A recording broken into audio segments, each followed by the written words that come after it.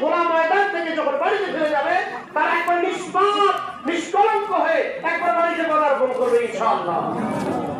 আল্লাহ তাআলা আমাদের সবাইকে সে তৌফিক দান করুন, সকলে বলেন আল্লাহুম্মা আমিন। আজকে খোলা ময়দান থেকে আমরা যখন ফিরবো তখন যেন আমরা একেবারে নিষ্পাপ হয়ে বাড়িতে প্রবেশ করতে পারি। আল্লাহ তাআলা সবাইকে আমাদের সে তৌফিক দান করুক, সকলে বলেন আমিন। পিছনের লোকজন কি শুনতেছেন কথা? শোনা যায়? পিছনের লোকজন শোনা যায়? জি, জোরে সোরে বলেন তো আমিন। এখন আসে আজকে ঈদ উল ফিতর। আমি প্রথম থেকে একটু আলোচনা যাই। ঈদ শব্দের অর্থ কি এবং ফিতর শব্দের অর্থ কি, দুইটা মিলে সংযোগ হয়েছে ঈদ উল ফিতর। ঈদ শব্দের অর্থ বিভিন্ন ভাবে বর্ণনা এসছে, তার মধ্যে দুইটা প্রধান অর্থ আমি এখানে ব্যাখ্যা দিচ্ছি একটু। ঈদ শব্দের অর্থ ফিরে আসা, বারবার ফিরে আসা। ঈদ শব্দের অর্থ কি? বারবার ফিরে আসা। এটা আমাদের আজকে আসছে, আবার আগামী বছর শাওয়াল মাসের 1 তারিখে আসবে। আপনি আমি থাকি আর না থাকি, কিয়ামত পর্যন্ত এটা চলবে। এই যে বারবার ফিরে আসে, আবার জিলহজ মাসে 10 তারিখে আবার একটা ঈদ ফিরে আসবে।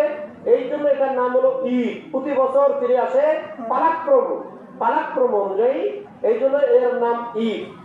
2 নম্বর আরেকটা অর্থ করা যায় যে ঈদ হলো, অর্থাৎ আমরা যেটাকে বলি আমাদের দেশে প্রচলিত আছে যেটা খুশি। কি আছে? খুশি। আর ফিতর শব্দের অর্থ হলো স্বভাব। ফিতর শব্দের অর্থ হলো স্বভাব। যেমন কুল্লু মাউলুদুন ইউলাদু আলাল ফিতর, প্রত্যেক মানুষ, প্রত্যেক সন্তান, আদম সন্তান তার ফিতর স্বভাব অনুযায়ী জন্মগ্রহণ করে। পিতা মাতায় তাকে ইহুদি বানায়, পিতা মাতায় তাকে খ্রিস্টান বানায়, পিতা মাতায় তাকে নাস্তিক বানায়। এটা হাদিস শরীফে আছে। এই জন্য এই শব্দটা এখানে ব্যবহার হয়েছে। ফিতর শব্দের অর্থ স্বভাব। আর একটা ফিতর শব্দের অর্থ হলো যে ভেঙে ফেলা, ওপেন করা। অর্থাৎ এতদিন আপনার মুখটা বন্ধ ছিল, আপনি সিয়াম সাধনার মাধ্যমে দিনের বেলা কোনো কিছু খাইতে পারেন নাই। আজকে খেয়ে দিয়ে মিষ্টি মুখ করে এই ঈদগাহ মাঠে চলে আসছেন। বিগত 1 মাস আপনার গোনা মাফ হয়ে গেছে। আল্লাহকে খুশি করার জন্য আপনি আজকে এখানে উপস্থিত হয়েছেন। আপনার মধ্যে একটা আনন্দের বন্যা বইতেছে, খুশির বন্যা বইতেছে। এই জন্য এটার নাম হলো ফিতর। অতএব দুইটার সমন্বয় করে যদি আমরা অর্থ করি, ঈদ উল ফিতর শব্দের অর্থ হলো বারবার আসা যে আনন্দের বন্যা, স্বভাবজাত যে খুশি, সেটাই হলো আমাদের ঈদ উল ফিতর। সকালে বলেন আল্লাহু আকবার। এটা গেল ঈদ উল ফিতর। এখন এটার উৎপত্তি কিভাবে হলো এটা একটু আমরা জানি নাই। এর উৎপত্তিগত অর্থাৎ এটা কিভাবে সৃষ্টি হইল। আল্লাহ রাসূল সাল্লাল্লাহু আলাইহি সাল্লাম যখন মক্কা থেকে মদিনায় হিজরত করলেন 622 খ্রিস্টাব্দে, মনে আছে আপনাদের? 622 খ্রিস্টাব্দে মক্কা থেকে মদিনায় হিজরত করলেন। মক্কা থেকে মদিনায় হিজরতটা ছিল আল্লাহ রাসূল সাল্লাল্লাহু আলাইহি সাল্লামের একটা গ্রেটেস্ট টার্নিং পয়েন্ট। এই জন্য বলা হয়, ঐতিহাসিকগণ বলেছেন, হিজরত is the greatest turning point in the history of Islam. ইসলামের ইতিহাসে হিজরত হলো একটা ব্যাপক একটা টার্নিং পয়েন্ট। এখান থেকে ইসলামের জয় তার শুরু হয়ে গেল, ইসলামিক স্টেট কায়েম হলো। The first written constitution on the history of world, পৃথিবীর ইতিহাসে প্রথম লিখিত সংবিধান প্রণয়ন হলো, যেটাকে বলা হয় চার্টার অফ মদিনা। মদিনা সনদ প্রণয়ন হলো, ইসলামিক স্টেট কায়েম করলেন। মদিনাতুন নববী হয়ে গেল, যেটার নাম ছিল ইয়াসরিব, সেটার নাম হয়ে গেল মদিনাতুন নবী, অর্থাৎ নবীর শহর। সেখানে রাসূল করিম সাল্লাল্লাহু আলাইহি সাল্লাম হলেন ফার্স্ট প্রেসিডেন্ট অফ মদিনা। মদিনার প্রথম প্রেসিডেন্ট হলেন তিনি। ইসলামিক খেলাফত কায়েম করলেন। তখন তিনি দেখলেন যে মদিনার কিছু লোকগুলো কিছু উৎসব পালন করতেছে, অনেক নাচ গান, মানে বিভিন্ন প্রকার উৎসব পালন করতেছে। দুইটা বিষয়, দুইটার সময়, একটা হলো শরতের যে সময় পূর্ণিমা হয়, শরতের পূর্ণিমায় একটা উৎসব তারা পালন করত, সেটার নাম হলো নওরোজ। সেটার নাম কি? নওরোজ উৎসব। এই নওরোজ উৎসবটা এখনো আমাদের দেশ নয়, বিভিন্ন বিজাতীয়র কাছে এখনো প্রচলন আছে। কিন্তু যারা ইসলাম বিরোধী, ইসলামকে মানে না, তারা কিন্তু নওরোজ উৎসবটা এখনো পালন করে। যেমন আমাদের পাহাড়ি অঞ্চলে আছে বিজু উৎসব, বৈশাখী উৎসব, মঙ্গল শোভাযাত্রা, এগুলো করে না? আমরাও জড়িত। ওদের দেখা দেখি বিজাতীয় কৃষ্টি কালচারের দেখা দেখি করে আমরা জড়িত হয়ে গেছে, মুসলমানরা ওই মঙ্গল শোভাযাত্রার সঙ্গে জড়িত হয়ে গেছে। সকালে বলে নাউজুবিল্লাহ। তারপরে বিজয় উৎসবের সঙ্গে মুসলমানরা জড়িত হয়ে গেছে, এগুলো নওরোজ উৎসবের সঙ্গে মুসলমানরা জড়িত হয়ে গেছে। যা শরতের নওরোজ উৎসবটা যখন রাসূল দেখলেন, তারপরে আবার এই ইয়াতে বসন্তকালীন একটা উৎসব, সেটার নাম হলো মেহেরজান। এই মেহেরজান উৎসব এবং নওরোজ উৎসব দুইটা মদিনায় তখন প্রচলন ছিল। আল্লাহ রাসূল সাহাবীদেরকে ডেকে বললেন, হে আমার সাহাবারা, তোমরা এটা কি উৎসব পালন করো?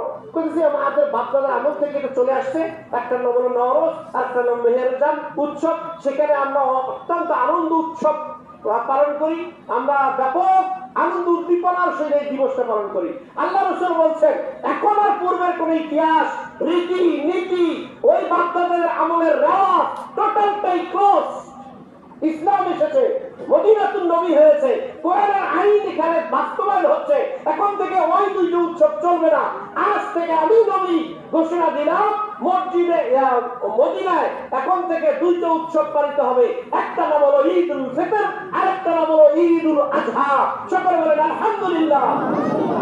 তখন থেকেই আজ পর্যন্ত ঈদুল ফিতর এবং ঈদুল আযহা উদযাপিত হয়ে আসছে। আর বিকল্প কোন উৎসব মুসলমানদের নাই। মনে থাকবে, সুস্পষ্ট ভাবে মনে থাকবে। কিন্তু আমরা মুসলমানরা, মুসলমানদের সন্তান, আমরা নবীর উত্তরসূরি, নবীর সুপারিশ নিয়ে জান্নাতে যেতে চাই। নবী আমাদের নেতা, নবী আমাদের চিনবেন কাল কিয়ামতের মাঠে, এই আশায় আমরা বুক বেঁধে রয়েছি। অথচ নবী বললেন টোটাল চ্যাপ্টার ক্লোজ, ইসলামিক সমস্ত কার্যক্রম আজ থেকে ক্লোজ হয়ে গেল। আজ থেকে চলবে দুটি উৎসব মুসলমানদের জন্য, কিয়ামত পর্যন্ত সেটা চলবে। সেটার নাম হলো, একটা হলো ঈদুল ফিতর, আরেকটা হলো ঈদুল আযহা। কিন্তু আমি আশ্চর্য হয়ে যাই, এই মুসলমানরা ঈদুল ফিতরের নাম শুধু ঈদুল ফিতরে আসে, দুরাকাত সালাত আদায়ের জন্যই আসে। আসার পরে তারা উৎসব পালন করে, বাড়িতে গিয়ে বিভিন্ন উৎসব পালন করে। যুবক ছেলেরা ডেক সেট বাজিয়ে বাজিয়ে গান বাজনা করে উৎসব পালন করে। আনন্দ মেলার নামে মুসলমানদেরকে অনিসলামিক কৃষ্টিকালচারের দিকে তাদেরকে ধাবিত করে। হিন্দুরা, ইহুদি খ্রিস্টানদের রীতিনীতিগুলা বাংলাদেশে চালু হচ্ছে, ঠিক কিনা বলেন? যার উৎকৃষ্ট প্রমাণ আজকে থেকে ঈদুল ফিতরের দিনে কত বড় দুঃসাহস। বাংলাদেশে যেখানে ৯২% মুসলমান বাস করে, ঈদুল ফিতরের দিনে আজকেই জলঢাকায় আনন্দ মেলা শুরু হবে। নাউজুবিল্লাহ বললেন না? কিছু কথা হলো, মুসলমানের দেশে মুসলমানরা ঈদ উৎসব পালন করবে, ঈদুল ফিতর পালন করবে, রাসূলের নির্দেশ পালন করবে, এটাকে অ্যাভয়েড করে সেখানে আজকে আনন্দ মেলার ঘোষণা দেওয়া হয়েছে। আনন্দ মেলা যাবে কারা? আপনার আমার সন্তানেরা যাবে, আপনার স্ত্রী যাবে, সেজে বুঝে যাবে, আপনার মেয়ে যাবে সেজে বুঝে, আনন্দ মেলার নাম করে সেখানে যাবে, বেপরদা হয়ে ফুর্তি করবে, আনন্দ করবে, উল্লাস করবে। এটা কি জায়েজ আছে আপনাদের? আমি অনুরোধ করছি, আজকে এখানে যতজন লোকের কানে আমার এই কথাগুলো যাচ্ছে, কিংবা আপনারা যারা আছেন, বাড়িতে যারা এখনো আছে, তাদের কানে পৌঁছাবেন। আপনার অধীনস্থ যারা ছেলে কিংবা মেয়ে, স্ত্রী, বোন, একজন মহিলা, একজন মা বোনকেও আপনারা ওই আনন্দ মেলায় অংশগ্রহণ করতে পারমিশন দেবেন না। রাজি আছেন তো সকলে? যদি দেন, যদি দেন, আল্লাহ রসুল বলছেন, আল্লাহ রসুল বলছেন, আল্লাহ রসুল বলছেন, লা ইয়াদখুলুল জান্নাতা আদ-দাউস লা ইয়াদখুলুল জান্নাহ, দাউস ব্যক্তি কখনো জান্নাতে প্রবেশ করবে না। আমরা জানি দাউস মানে মহিলা, আসলে দাউস কোনো মহিলা নয়, দাউস হলো পুরুষ। দাউস কপালে লেখা থাকবে, আল্লাহ নবী বলছে কপালে আরবিতে দাল ও সিন এই কথাটা লেখা থাকবে। তাদেরকে হাসরের ময়দানে চেনা যাবে কপালে লেখা দেখে, তারা কখনোই জান্নাতে প্রবেশ করবে না। সাহাবারা জিজ্ঞাসা করলেন দাউস কারা? আল্লাহ রাসূল বলছেন, যাদের মেয়ে আছে বাড়িতে, যাদের বোন আছে বাড়িতে, যাদের স্ত্রী বাড়িতে আছে, তারা ইচ্ছামতো বেলাপনা জেবাহেপনার সঙ্গে যুক্ত হয়, বেপরদায় চলাফেরা করে, বউ মেলা, পৌষ মেলা, আনন্দ মেলায় প্রবেশ করে, টিকিট কেটে প্রবেশ করে, টাকা পয়সা খরচ করে, সেখানে গিয়ে আনন্দ ফুর্তি করে। আর আপনি অভিভাবক হিসেবে আপনি পারমিশন দিয়ে দেন, আপনি বাধা দেন না, এই ব্যক্তিকেই বলা হয়েছে দাউস। আপনার স্ত্রী যদি চলে যায় সেখানে, আপনার মেয়ে যদি সেখানে চলে যায়, তাহলে আপনার কপালে লেখা থাকবে দাউস। তাহলে আপনার এই কপালে যদি লেখা উঠে যায় দাউস, তাহলে আপনার এই নামাজ রোজা ইবাদত বندگی একটাও কোনো কাজে আসলো না। আল্লাহ তাআলা আমাদের সবাইকে হেফাজত করুক, সকলে বলেন আমিন। এই দাউস থেকে আমাদেরকে হেফাজত করুক, সকলে বলেন আল্লাহুম্মা আমিন। এখন আসেন আমরা ঈদুল ফিতর ইতিহাস আমরা জানলাম। এখন ঈদুল ফিতরের কিছু করণীয় আছে। আজকের দিনের আমাদের কি কি কাজ একটু শুনবেন। এক নম্বর কাজ মনে রাখবেন, এক নম্বর কাজ খুব ভোরে ঘুম থেকে ওঠা। খুব ভোরে ঘুম থেকে ওঠা, পরিষ্কার পরিচ্ছন্ন হওয়া, মিসওয়াক করা, সালাতুল ফজর আদায় করা। সকলে করেছেন তো ইনশাআল্লাহ? না, আমি একটু উদাহরণ দিতে চাই। অভিজ্ঞতা, আমার অভিজ্ঞতা শেয়ার করতে চাই আপনাদের। এখানে মাশাআল্লাহ সবাই ভালো। আমি জলঢাকায় ঈদগাহ মাঠ, অর্থাৎ প্রপারে আদর্শবাড়ি ঈদগাহ মাঠের প্রতি এখনো আছি। আজকেও আমি বিদায় নেই। আমার বিকল্প একজনকে দিয়ে আসছি আজকে, আমার বিকল্প। কিন্তু গত এক ঈদগাহ মাঠের আগের ঈদগাহ মাঠে আমি বললাম, আপনারা কি সালাতুল ফজর আদায় করেছেন সবাই? বললো হ্যাঁ সালাতুল ফজর আদায় করেছি। তারপর আমি বললাম যে সালাতুল ফজর হলো ফরজ। সালাতুল ফজর কি ফরজ? ঈদগাহ মাঠের এই সালাতটা হলো ওয়াজিব। ফরজ বেশি গুরুত্ব না ওয়াজিব বেশি গুরুত্ব? ফরজ বেশি গুরুত্ব। ফরজকে যদি কেউ বাদ দিয়ে আজকে এই ঈদগাহ মাঠে এসেছেন ওয়াজিব আদায়ের জন্য, আপনার এটা গুরুত্ব নয়, আগে ফরজটা গুরুত্ব। আপনি আল্লাহকে যদি ভয় করার জন্য খোলা মাঠে এসেছেন, আল্লাহকে খুশি করার জন্য খোলা মাঠে যদি এসেছেন, আল্লাহকে যদি পাওয়ার জন্য খোলা মাঠে এসেছেন, কোন লোক লজ্জার খাতিরে নয়, কোন ইমামকে খুশি করার জন্য নয়, আর কাউকে খুশি করার জন্য নয়। আপনি যদি ফজরের সালাতকে কাজা করে থাকেন, এখন আদায় করেন নাই, কাউকে ভয় দেখার জন্য নয়, কাউকে দেখানোর জন্য নয়, খেলা ময়দানে আগে 2 রাকাত ফরজ নামাজটা আদায় করেন, তারপর আপনি ওয়াজিব নামাজে অংশগ্রহণ করতেন। যখন এই ঘোষণা দিলাম, লোক লজ্জার খাতির থেকে বাদ দিয়ে অনেক ছেলেরা, যুবকরা, অনেক অন্তত 20 থেকে 25 জন লোক তারা দাঁড়িয়ে ওখানে সালাত আদায়। আলহামদুলিল্লাহ। আমি আজকে ঘোষণা দিলে আপনারা লজ্জা পাবেন কিনা জানি না, হতে পারে। অথবা বলবেন যে হুজুর নয়া নয়া আসিয়া নয়া চোখ দেখাইছে। না, এটা নয়, এটা ফরজ কাজ। আজকে যারা ফজরের নামাজ এখনো আদায় করেন নাই, আমি মনে করি যদি এখানে লজ্জা পান, ওই মাঠে চলে যান। ওই মাঠে চলে যান, মসজিদ আছে, অন্তত উজু করে 2 রাকাত ফরজটা আদায় করে তারপরে ওয়াজিব নামাজ আদায়ের জন্য এখানে চলে আসেন ইনশাআল্লাহ। ঠিক আছে? ঠিক আছে তো? তার কোনো সমস্যা নাই তো ইনশাআল্লাহ? আল্লাহ তাআলা আমাদের সবাইকে কবুল করুক, সকলে বলেন আমিন। এটা 1 নম্বর কাজ। 2 নম্বর কাজ হলো ঈদগাহ মাঠে যাওয়ার জন্য ন্যূনতম যেটা সুন্দর পোশাক আপনাদের রয়েছে সেটা পরিধান করা। যারা এখানে আছেন সবাই একটু সামনের জায়গাগুলো একটু পূরণ করে নেন তো। একটু হরকত করি আমরা, একটু জায়গাটা চেঞ্জ করি, একটু সামনে আসেন তো। অনেক ভাই দাঁড়িয়ে আছে, তাদেরকে বসার জায়গা করে দিই। একটু অনুরোধ করছি, আপনারা উঠেন, একটু উঠেন। একবার নামাজের কাতারের মতো একটু বসে যান। নামাজের কাতারের মতো একটু সামনের জায়গাগুলো পূরণ করে নেন। দাঁড় করে লাইন করে বসে হবে। সুন্দর পোশাক পরলাম, আতর খুশবু লাগালাম, এটা হলো আমাদের সুন্নাহ। লাগার পরে আমরা খোলা ময়দানের উদ্দেশ্যে বাড়ি থেকে পায়ে হেঁটে রওনা দেব। আল্লাহ রাসূলের বর্ণনা, কেউ যদি পায়ে হেঁটে মানে সালাত আদায়ের উদ্দেশ্যে যায়, প্রতি কদমে তার সওয়াব লেখা হবে। সুবহানাল্লাহ। আল্লাহ তাআলা আমাদের সবাইকে কবুল করুক, সকলে বলেন আমিন। যাওয়ার আগে বাসায় মিষ্টি মুখ করে আসা ঈদুল ফিতরের জন্য সুন্নাহ। ঈদুল আযহা না খেয়ে আসা সুন্নাহ, কিন্তু এই ঈদুল ফিতরে কিছু খেয়ে আসা সুন্নাহ। তবে রাসূলের সুন্নাহ হলো খেজুর খাওয়া, এবং খেজুর কয়টা খাবেন সেটাও রাসূল হাদিসে বর্ণনা দিয়েছে। ইয়াকুলু তামারাল বিজরা, নবী করিম সাল্লাল্লাহু আলাইহি সাল্লাম খাইতেন তামার মানে খেজুর, বিজরা মানে বেজর। বেজর বেজর মানে কি? হয় একটা, নাহলে 3টা, নাহলে 5টা। জোড়া খাইতে নিষেধ, মানে নিষেধ করেন নাই, কিন্তু রাসূল খেয়েছেন বেজর। হাদিসে এটা উল্লেখ আছে তা আমরা বেজর খাবো ইনশাআল্লাহ, কি বলেন? আমলটা করবো তো ইনশাআল্লাহ। আমি আজকে আসার সময় আমিও আমলটা করে আসছি ইনশাআল্লাহ। 3টে খেজুর খেয়ে আমি রওনা দিয়েছি। আপনারা অনেকে খেয়েছেন তো, হয়তো জানেন না, আগামীতে জানবেন ইনশাআল্লাহ। মনে থাকবে সবার ইনশাআল্লাহ। এখন আসেন, এই যে যেই রাস্তায় আসলেন আপনার বাড়ি থেকে এই ঈদগাহ মাঠ পর্যন্ত, যেই রাস্তায় আসলেন, এই আসার সময় হেঁটে হেঁটে অনুচ্চ স্বরে ধীরে ধীরে তাকবীর ধ্বনি দিয়ে দিয়ে আসতে হবে। কি বলেন আমার সাথে? আল্লাহু আকবার, আল্লাহু আকবার, লা ইলাহা ইল্লাল্লাহ, আল্লাহু আকবার, আল্লাহু আকবার, ওয়ালিল্লাহিল হামদ। এটা ঈদুল আজহার সময় জোরে জোরে জোরে জোরে, আর ঈদুল ফিতরের সময় আস্তে আস্তে ধীরে ধীরে। কিন্তু আপনাকে উচ্চারণ করতে হবে, ধীরে ধীরে করতে হবে।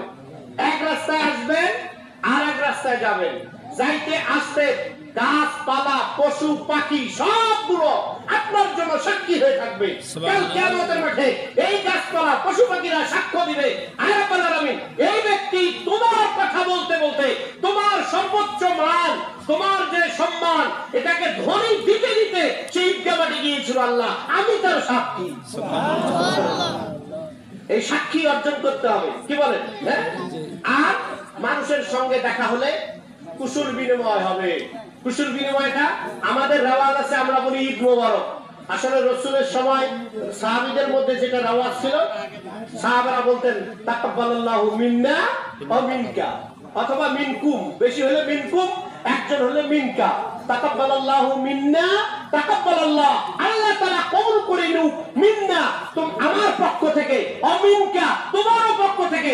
আজকে ঈদের সালাত, আজকে ঈদের দিনের খুশির এই মুহূর্তটা, ইবাদত বندگی তোমার পক্ষ থেকে, আমার পক্ষ থেকে আল্লাহ তাআলা কবুল করুক। সকলে বলেন আমিন।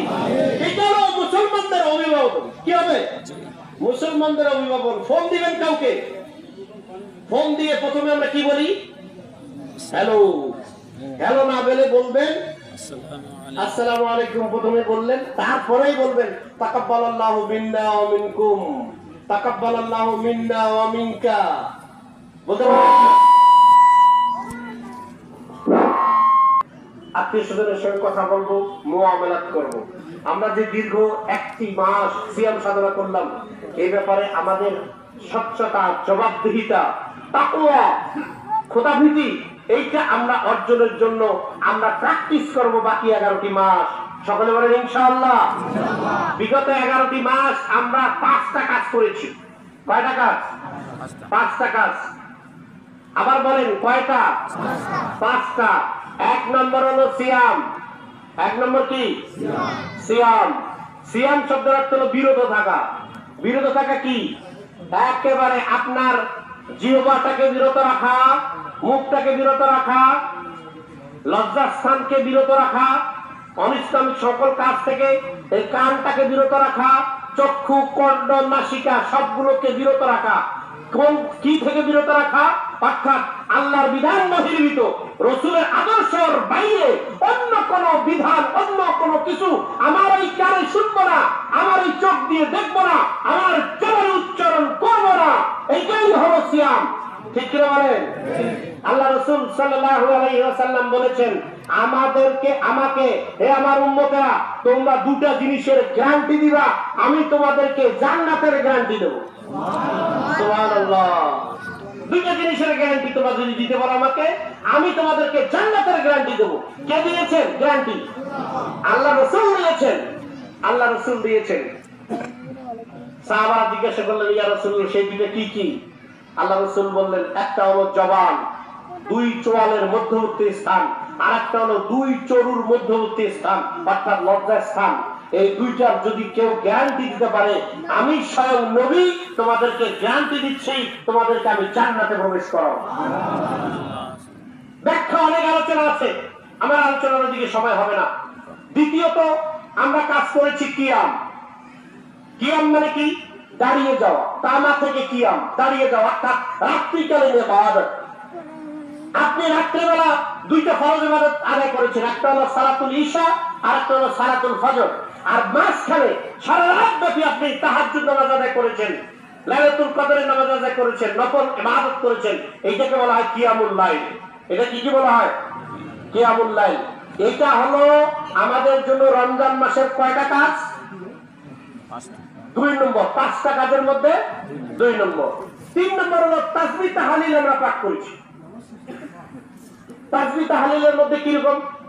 যেমন আমরা বেশি বেশি করে দোয়া জিকির আজকার করেছি, বিভিন্ন প্রকার দোয়া করেছি, সুবহানাল্লাহ, আলহামদুলিল্লাহ, আল্লাহু আকবার, লা ইলাহা ইল্লাল্লাহ।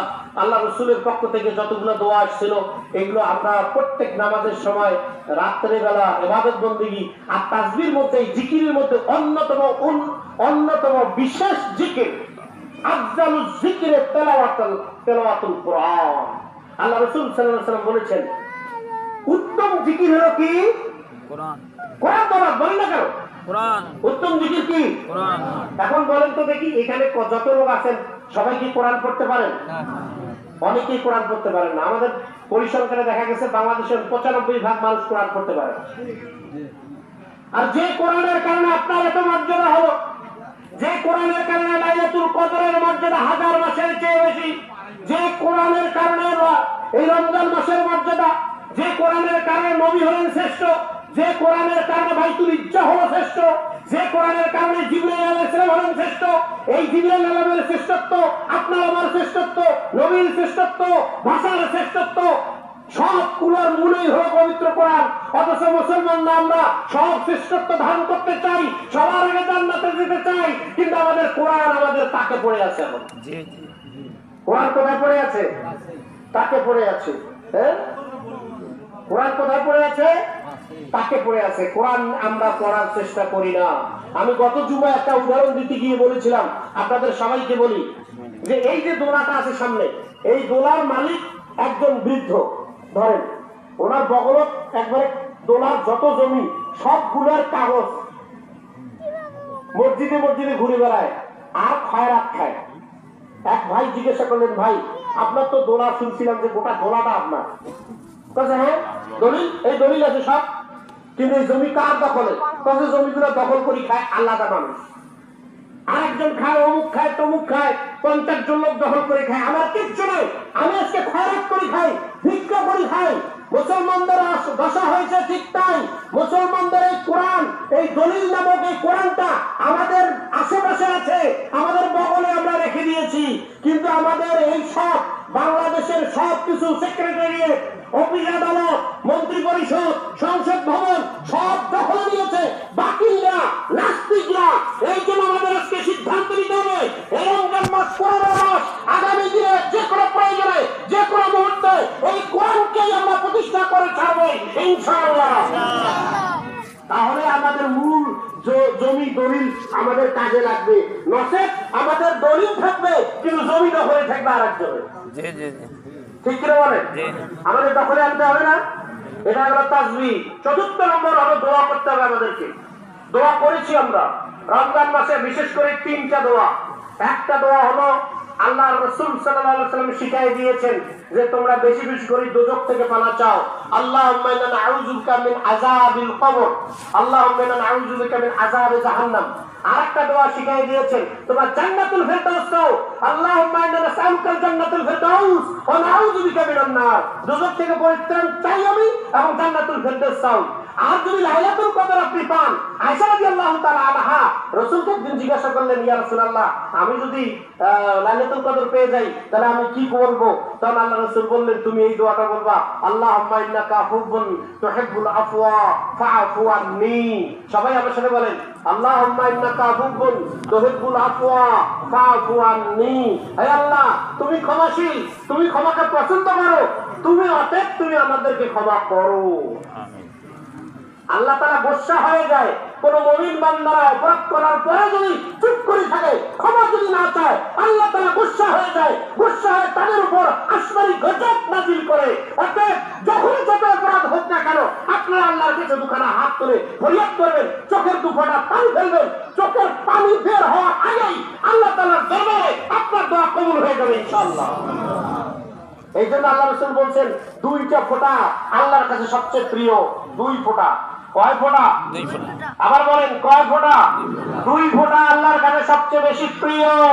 এক ফোঁটা হলো যখন আমার বান্দারা, আল্লাহর কোন বান্দারা আল্লাহকে খুশি করার জন্য আল্লাহর কাছে ক্ষমা প্রার্থনা করে সিজদায় পড়ে গিয়ে চোখের একটা ফোঁটা যদি পানি ফেলতে পারে, কাল হাশরের ময়দানে মিজানের পাল্লায় যখন আপনার আমলনামা হালকা হয়ে যাবে, বদির পাল্লা ভারী হয়ে যাবে, ঠিক সেই মুহূর্তে আপনার ওই চোখের ফোঁটা, একটা ফোঁটা পানি মিজানের পাল্লায় দিয়ে সমস্ত বদির পাল্লাগুলো হালকা করে দিয়ে নেকির পাল্লাটা ভারী করে দেবেন আল্লাহ তাআলা। আর দ্বিতীয় আর একটা ফোঁটা যদি আল্লাহর দ্বীনে, আল্লাহর দ্বীন কায়েমের লক্ষ্যে, আল্লাহর এই জমিনে আল্লাহর দ্বীন কায়েমের পক্ষে, বাতিলদের বিপক্ষে আপনি যদি লড়াই করতে করতে সেখান থেকে যদি আপনার শরীর থেকে রক্তের একটি ফোঁটা এই জমিনে ফেলতে পারেন, এই ফোঁটাটাই কাল কিয়ামতের মাঠে আপনার জন্য নাজাতের সবচেয়ে বড় উসিলা হয়ে যাবে। আল্লাহ তাআলা এই ফোঁটাটাই সবচেয়ে বেশি পছন্দ করে। আল্লাহ তাআলা আমাদের সবাইকে তৌফিক দান করুক, সকলে বলেন আমিন। আমরা যেন অদূর ভবিষ্যতে যে কোনো প্রয়োজনে আমাদের শরীরের একটা ফোঁটা রক্ত হলো ইসলামকে প্রতিষ্ঠা করার জন্য, আল্লাহ রাসূলের আদর্শ বাস্তবায়নের জন্য একটা ফোঁটা আমরা স্যাক্রিফাইস করতে পারি। আল্লাহ তাআলা আমাদের সবাইকে সেই তৌফিক দান করুক, সকলে বলেন আল্লাহুম্মা আমিন।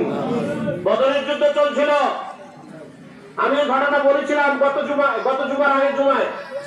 বদরের যুদ্ধে এই 17 রমজান মাসে হয়েছিল সত্য মিথ্যার পার্থক্যকারী একটা যুদ্ধ, সেটার নাম হলো বদরের যুদ্ধ। যুদ্ধ হয়েছিল কারো শ্বশুরের সঙ্গে, কারো জামাইয়ের বিরুদ্ধে, কারো ভাইয়ের বিরুদ্ধে। উবায়দা ইবনুল জাররাহ, আল্লাহ রাসূলের সাহাবী উবায়দা তিনি জিহাদে অংশগ্রহণ করেছে রাসূলের পক্ষে। তার পিতা জাররাহ যুদ্ধে অংশগ্রহণ করেছে তার ছেলের বিরুদ্ধে। যুদ্ধের ময়দানে যুদ্ধ চলতে চলতে এমন সময় তলোয়ার নিয়ে যুদ্ধ চলা অবস্থায় ছেলে উবায়দা তার বাপকে মারার জন্য তলোয়ার বের করছে।